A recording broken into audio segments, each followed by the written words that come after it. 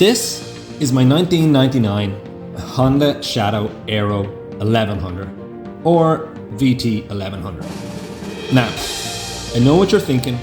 It's perfect. What does it need? Leave it alone. Blah, blah, blah, and so on. But it is far from perfect.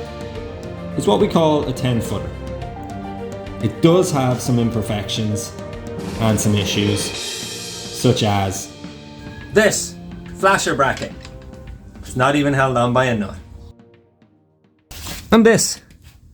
Someone decided to add some protective tape, obviously for the passenger seat or a rear luggage rack, and yeah, it just looks crap, guys.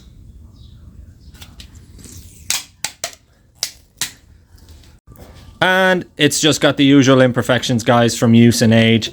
Some scratches and dings in the paint, but nothing that can't be buffed out. Okay, before I start, the top visual and performance mod that I think you can do to this bike is obviously changing the exhaust. But as the exhaust has already been changed on this bike for the vance&hines, then I'm not going to include it in my list. So there are 3 top visual mods, in my opinion, that you can do to this bike to make it look so much better. So number 1 on my list is the tail light, guys. The original, I mean, it's okay, but it can be a hell of a lot better. And let me show you what I got. I picked up this drag Specialties Tombstone tail light from Fortnite, guys, for 90 bucks. And honestly, the quality is second to none.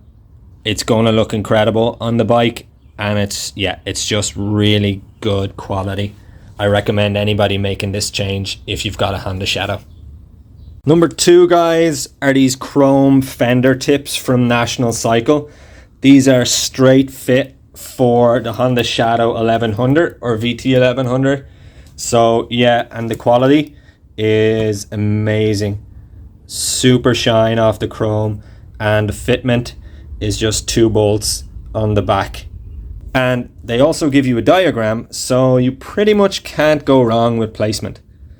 Well, fingers crossed. Yeah, so these were a little bit expensive, but I'm hoping it's worth it when I put them on. They were like 200 bucks from Fortnite. Finally, guys, I got this seat halo. It is not for this bike. It is, I think it's actually for a Yamaha or something like that, but it is going to fit. It's going to take a little bit of tweaking and possibly some brackets to fit onto the seat, but yeah, should be easy enough to fit, hopefully, anyway. And yeah, I think it's going to look awesome. It's going to make it look like a 50s Harley. I'm sure the seat halo is not for everybody, but I think it's going to look awesome. And yeah, it's 100% going to look like an old 50s Harley. So, first things first, I need to get this rear fender removed. So I'm just going to jump into that, guys, and show you how to do it. Let's do it.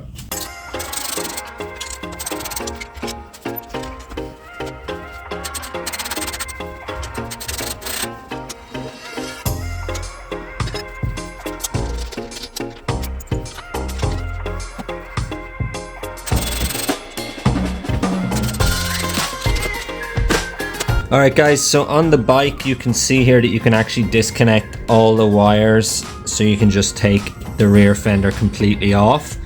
It's pretty simple.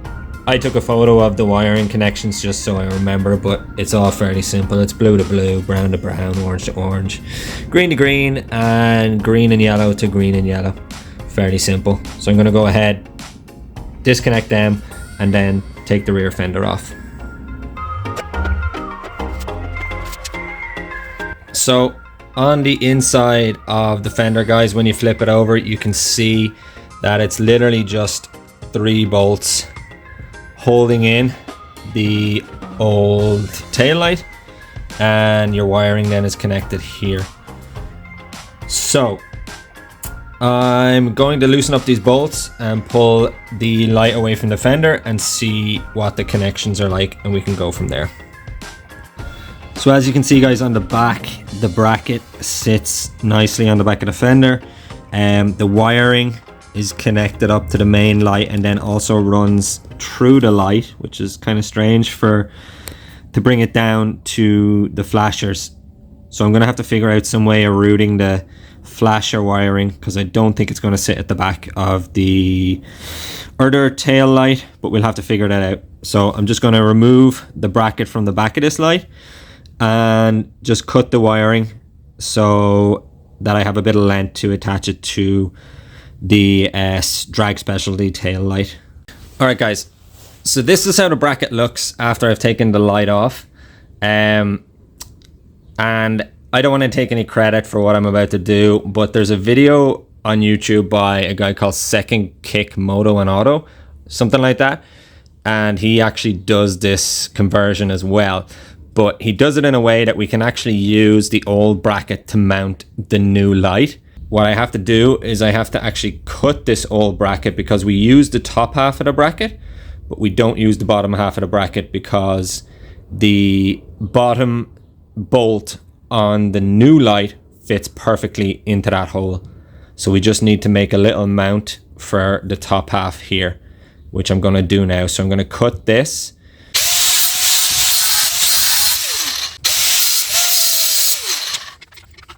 So this is how the light is sitting at the moment, guys. I took the bracket off, it's over there, but the bottom bolt goes in nicely and it sits like this, but obviously it's not flush at the moment.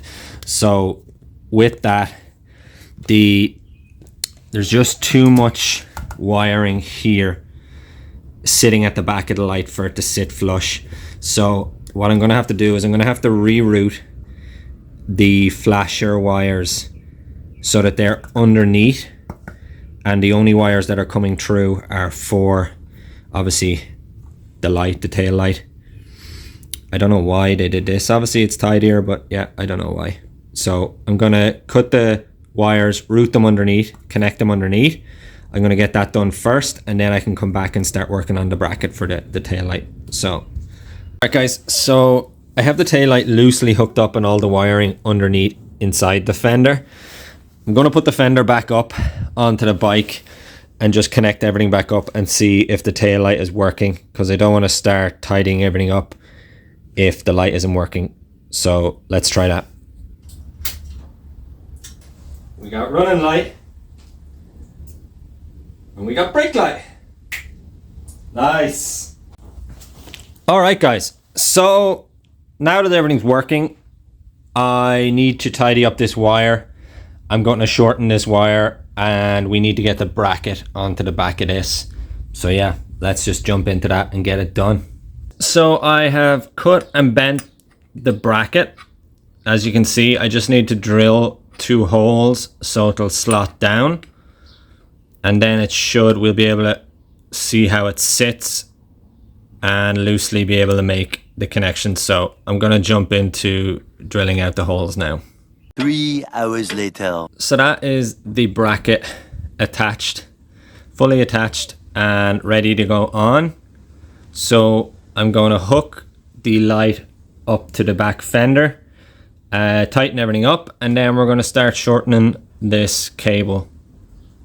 Almost there. Wiring is hooked back up, everything's tidied up. I'm going to put the fender back on, and fingers crossed everything still works. Let's do it. Taillight is done, guys. It's on the bike, it's working, everything is good. I'm not going to show you until the very end, because I just want to jump in and get the last 2 jobs done. Should be easy enough, hopefully. Not as bad as the light. So let's just jump into it, and then I can show you at the very end.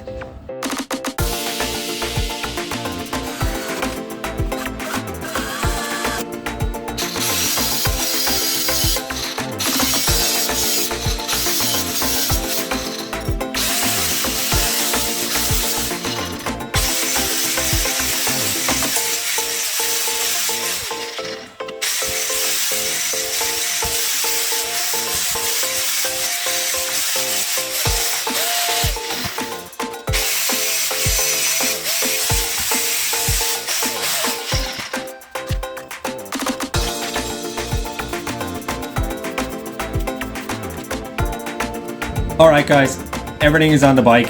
Flew through it there at the end just so I could get to the best bit, but yeah, Let's take a look.